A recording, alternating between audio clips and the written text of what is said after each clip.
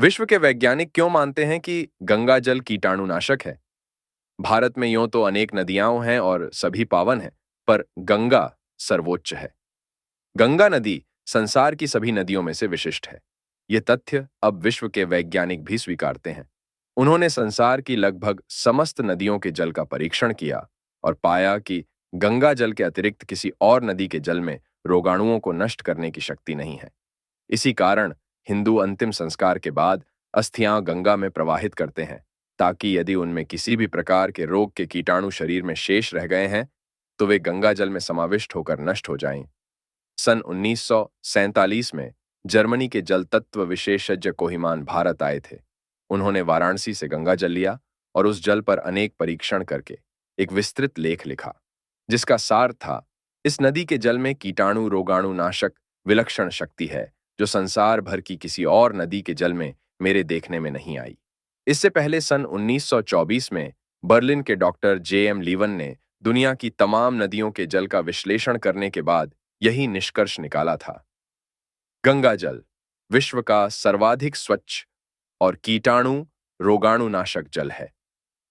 फ्रांसीसी चिकित्सक हेरल ने भी यही अनुभव किया कि गंगा जल से कई रोगाणु नष्ट हो जाते हैं। रुड़की विश्वविद्यालय के वैज्ञानिकों का मानना है कि गंगा जल में जीवाणु नाशक और हैजे के कीटाणुनाशक तत्व विद्यमान हैं। गंगा जल के इस भौतिक लाभ के अतिरिक्त जो अलौकिक लाभ मनुष्य को होता है, उसका वर्णन पुराणों में है, जिनके अनुसार इसे सतत पीने वाले में सात्विक वृत्ति का संचार होता है, आनंद व शांति मिलती है तथा पापों का नाश होता है।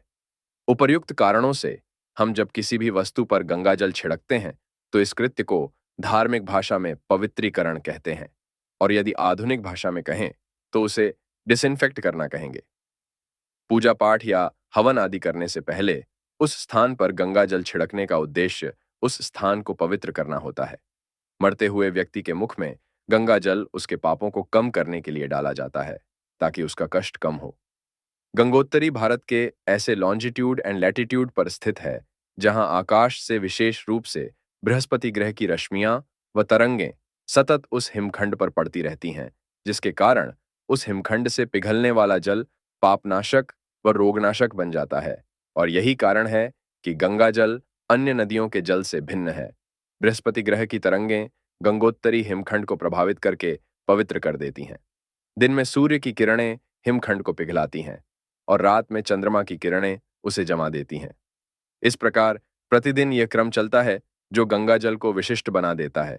ये बात तो अब वैज्ञानिक भी मानते हैं कि यदि साधारण जल को हम 100 बार डिस्टिल करें तो वह जल विशिष्ट हो जाता है। यहाँ तो गंगा जल हर रोज प्रकृति द्वारा प्राकृतिक ढंग से डिस्टिल होता रहता है। तो फिर यह अद्भुत व चमत्कारी है, तो आश्चर्य कैसा? पर अब ग्लोबल वार्मिंग के कारण गंगोत्तरी का अस्तित्व ही खतरे में है। हमारे ऋषि मुनियों ने गंगा के जल की इस विशिष्टता को हजारों वर्ष पूर्व जान लिया था, और इसीलिए गंगा को भारत के जनमानस से पूर्ण रूप से जोड़ दिया। पर इस सत्य से भी मुंह नहीं मोड़ा जा सकता कि गंगा की जो स्थिति आज देखने को हमें मिलती है, उससे गंगा जल की पवित्रता पर प्रश्न सूचक चिन्ह गंगा का नहीं, हमारा है, जो उसे इतना गंदा रखते हैं। पर आज भी यदि हरिद्वार से ऊपर जाकर गंगा जल लिया जाए, तो वह पवित्र ही होगा।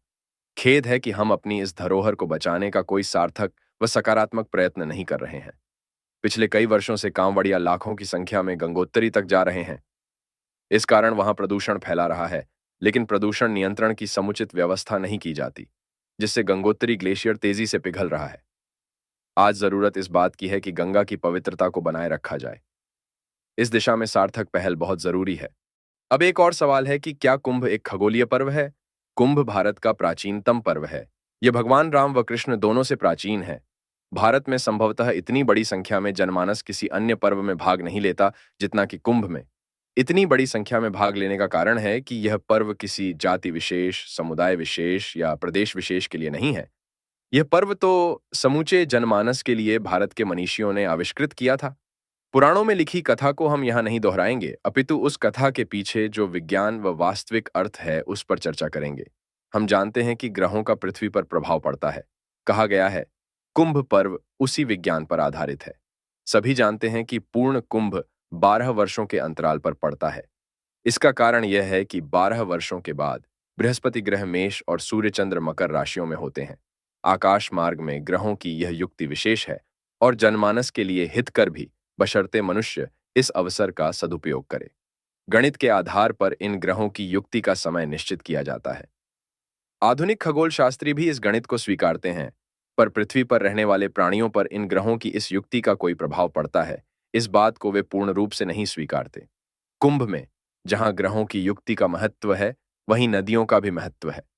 पूर्ण कुंभ जो गंगा पर स्थित प्रयागराज में पड़ता है, महाकुंभ कहलाता है। महाकुंभ के दिन सूर्य, चंद्र, बृहस्पति तीनों का प्रभाव गंगा की जलराशि पर पड़ता है, जो उसे दैविक रूप से शक्तिशाली बना देता है। इस दौरान जो प्राणी अपने शरीर को गंगा की जलराशि में डुबोकर पाप मुक्ति प्रार्थना करते हैं, पाप मुक्त हो जाते हैं और सांसारिक सुखों से युक्त भी। परंतु यहां जरूरी है कि गंगा में स्नान करने से पूर्व उन्होंने अपने शरीर व मन दोनों को पाप मुक्ति योग्य तैयार किया हुआ हो।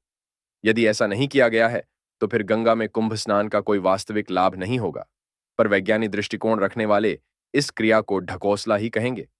प्राचीन काल में ऋषि मुनि जब कुंभ के अवसर पर स्नान करते थे, तो कुछ दिन पूर्व नदी के किनारे डेरा डालकर व्रत जप द्वारा अपने शरीर व मन की शुद्धि करते थे और निश्चित समय पर गंगा, गोदावरी या फिर क्षिप्रा नदी में स्नान करते समय भी वे मंत्र जाप करते थे। शरीर को पूर्ण रूप से कुछ समय तक गंगा की जलराशि में डुबोकर रखते थे, ताकि कुंभ के शुभ मुहूर्त पर आध्यात्मिक लाभ उठा सकें। कुंभ का विज्ञान यह है कि जब आकाश मार्ग में सूर्य, चंद्र व बृहस्पति ग्रह 12 वर्षों के अंतराल के बाद मिलते हैं, तब उनकी इस युक्ति से उस समय विशेष तरंगें निकलकर भारत के प्रयाग भूभाग पर बहती गंगा पर पड़ती हैं। उन विशिष्ट तरंगों के जल से मिलने पर वह जलराशि कुछ समय के लिए दैविक हो जाती है। यदि कोई व्यक्ति उस समय उस जल में विधिवत स्नान करता है, तो वह अवश्य ही पाप मुक्त हो जाता है। विधिवत स्नान न करने पर उसे मात्र आंशिक फल ही मिलता है। 8वीं सदी में महाराज हर्षवर्धन यह पर्व बड़ी निष्ठा से मनाते थे और अपनी सारी धन संपदा दान कर देते थे। इस सत्य का उल्लेख इतिहास में मिलता है। कुंभ का जो रूप हमें आज देखने को मिलता है, वह युग के अनुरूप है, विधि विधान के अनुसार नहीं। ऐसे में यदि कुंभ के अवसर पर गंगा में स्नान करने पर उनके पाप नहीं कटते, तो इसमें गंगा या कुंभ परंपरा का क्या दोष? यह सत्य है कि हर धार्मिक मान्यता को पूरा करने का एक निश्चित ढंग है। यदि हम वैसा नहीं करते, तो दोष हमारा है, न कि परंपरा या मान्यता का। परंतु आज आवश्यकता इस बात की है कि पहले हम गंगा को बचाएं। यदि हमारी भूलों के कारण गंगा ही नहीं रहेगी, तो कुंभ कैसा होगा? यह वीडियो आपको पसंद आया हो तो लाइक, शेयर और सब्सक्राइब करें। धन्यवाद।